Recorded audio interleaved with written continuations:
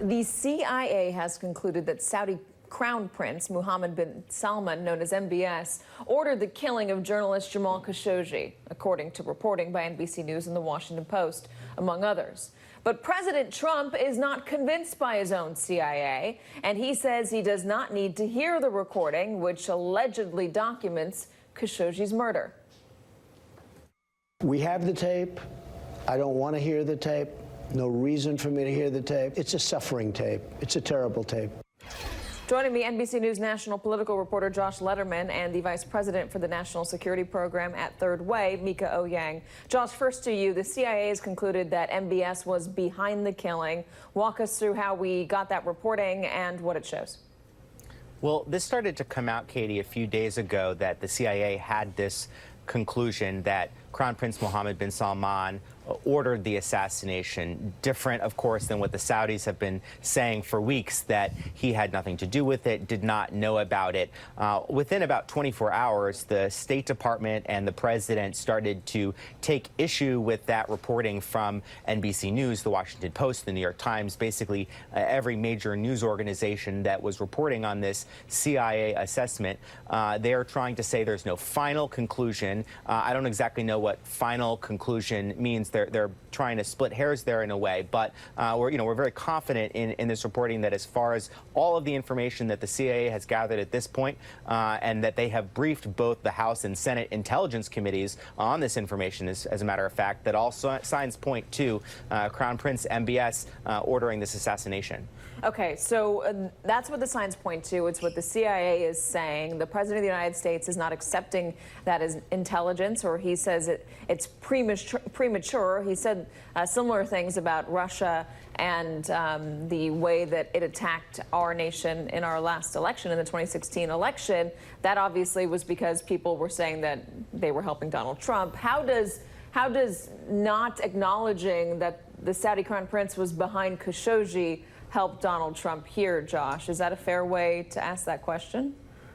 Well, the president has been pretty open and transparent, frankly, about the fact that he doesn't want to let this Khashoggi situation interfere in the close U.S.-Saudi relationship. Just in the last day or so, he's talking about how they're fantastic allies and he wants to keep it that way. Now, that would be purely untenable if it were a accepted fact that that this leader of this country had ordered the killing of a journalist and a Washington Post columnist in a foreign consulate.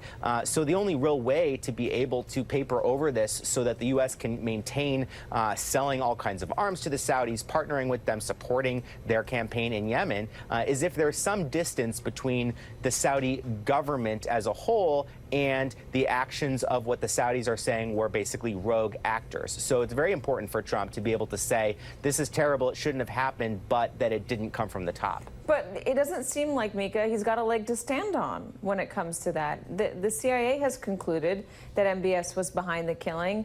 Turkey has been saying over and over again that MBS is behind the killing. And the president refuses to listen to the tape, which could show him that MBS is behind the killing.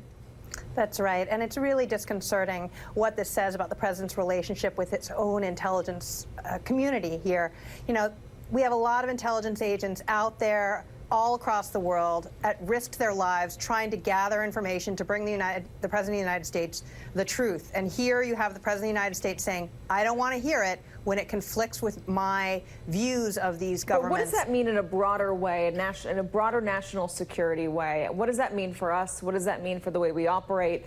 Why does it matter? Yeah, what it means is the president's making decisions for American foreign policy not based on true facts, but based on who he likes or doesn't like, or potentially, and we don't know all the details on this, who he's doing business with or not. And so I think we have some real serious questions about whether or not the president is willing to look at the facts and make national security policy in the best interest of the nation. And when you say that, you don't just mean whether we have an open arms deal, which hasn't amounted to the amount of money that President Trump says it has, just to be clear on that, but whether or not the President of the United States himself has financial interests that go beyond that, personal financial interests. And we don't know that because we haven't seen things like his tax return, and they haven't been transparent, him or his organization, about what sort of money he may be making overseas. That's an open question. Mika Ouyang, Josh Lederman. Guys, thank you very much.